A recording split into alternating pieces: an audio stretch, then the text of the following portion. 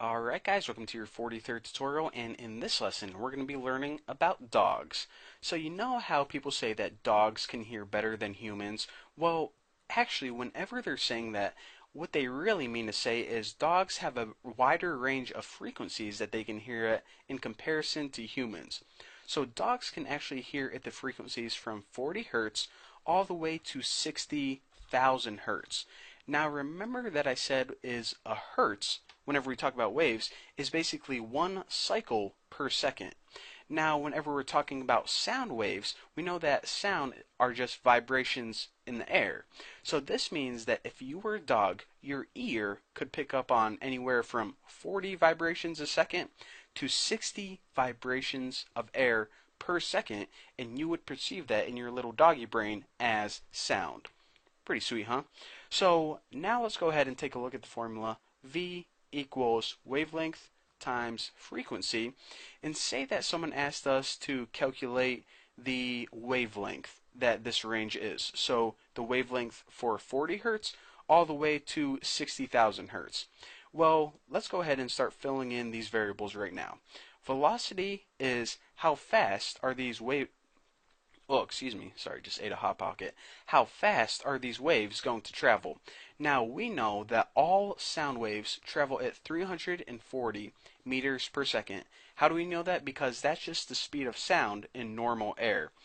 Now, I know this doesn't have anything to do with this lesson, but just a fun fact.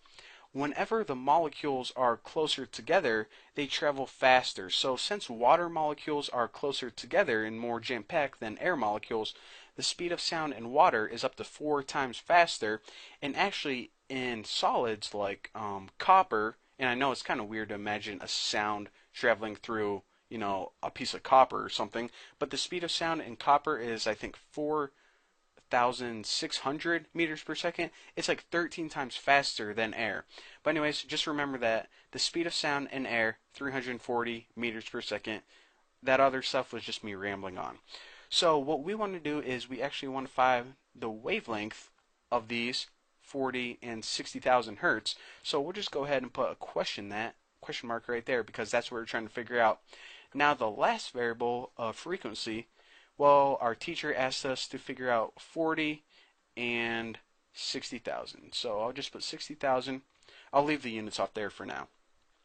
Now the very first thing we need to do, if we take a look at this formula, this is a formula that solves for velocity. However, we already have velocity, so we need to change this formula up to suit what we're looking for, and that is wavelength. So the formula rewritten would be wavelength equals velocity over frequency. So let's go ahead and do one at a time. We'll start with the lower frequency, which is 40 hertz, or 40 vibrations per second. So in order to figure this out, we'll just go ahead and set wavelength equal to velocity, which is 340, over 40. And once you cancel out with all the units or something, you can see that the lower wavelength that a dog can perceive is 8.5 meters. So if anyone comes up to you and is like, dude, Bucky, if dogs could see sound in the air, I wonder how long apart the waves would be. And I could say, well, on the lower frequency, they would be exactly 8.5 meters apart. And they're like, whoa, Bucky, I'm impressed. How did you know that? I'm like, don't worry about it, bro. But anyways, ask me another question. And they'll say, what about the higher frequency of 60,000? So of course, I got to go do the math for this. We'll just go ahead and keep the same formula. It would be 340 because the velocity doesn't change. The only thing that changes is the frequency, which is now 60,000. And once you do the math, you get a range of 0.0057 meters. So again, one last time. If you were a dog with superpowers and you could see sound in the air, then you would notice that the waves would be either 8.5 meters apart or 0.0057 meters apart, depending on the frequency of the sound.